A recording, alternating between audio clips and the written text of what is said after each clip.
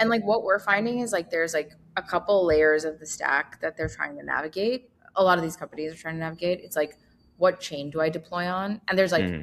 a variety of chains that are considered in that set. Um, how do I do money movement? So this is like, how do I do on and off ramping in a really effective way? Where are the funds sitting? So this is like, what wallet am I using? Like what, like how are funds moving in and out of crypto rails through a Hmm. wallet? And then usually there's some element of like stablecoin issuance Yeah. also involved. And that's like, am I issuing my own stablecoin? Who's managing that? Who's managing the like one to one relationship between like stablecoin and reserves? Who's making sure that this is like done in a compliant way? Yeah. Those and I don't think like that was the decision tree in like 2016, 2015, because there was always Mm. like blockchain and banking, but it was the use cases like I would hear of more were like supply chain with blockchain or like just like vague, like, Yeah, yeah, exactly. right, like vague use cases. But now it's kind of interesting, like the decisions are kind of bucketed out into these like four categories. Yeah, exactly. And it seems like as uh the players that are doing well are the ones that have kind of uh I guess I don't know if abstract is the right word, but made it simpler for like larger institutions, like I think of like M0 who does stable coins, you could be like, do I do that myself? And Yep. then you start reading and you start thinking about it and why you're like, wow, this is actually there's a lot to think about here. And then it's like, and then you have an M0 that can just let you put your name on it, like a branded, Yeah. white label version of a stable coin, and they And there's work like a, nicely.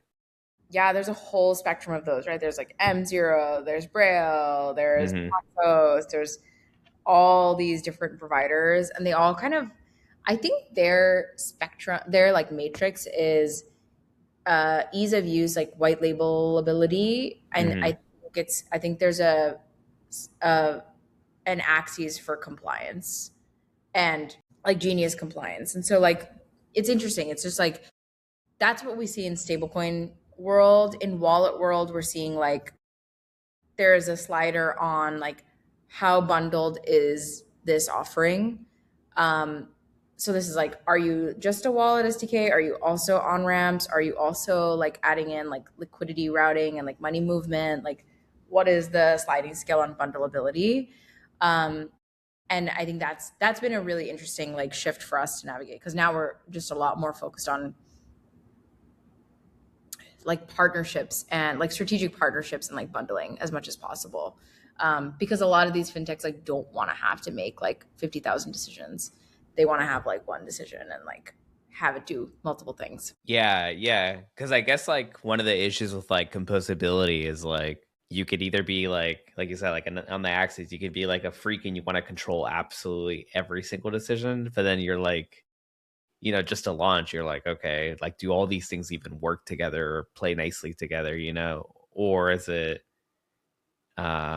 I get, and it's two ways too, it's like ease on them, it's also ease on like their users as well, it's like cool, like we like enabled it so like you can sign up with an email address and now you have a wallet, but like now the user's stuck trying to figure out how to like load that wallet with Yeah, money like how or do I fund my wallet? And like, yeah, I think we're now realizing like the ability, like making sure that the barrier of adding funds to a wallet is at, like making sure that's as easy as possible is actually under our like mandate of like what we do now. Like of course like making the wallet creation easy is like part of it and like that's the main business that we have, but now it's just like okay, like these wallets need to be useful. And so a lot of like the foundational principles for how like Para was started is like okay, if someone's loaded a balance into their wallet, let's just make that balance reusable in other places Mhm.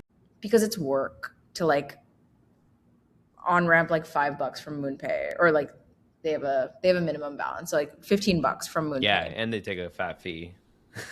They take a fee, right? And then you have to KYC. And also if you're KYCing like and you're just KYCing to like try out a little crypto app, like that doesn't make any sense. Like why should you have to KYC to try out an app for $15?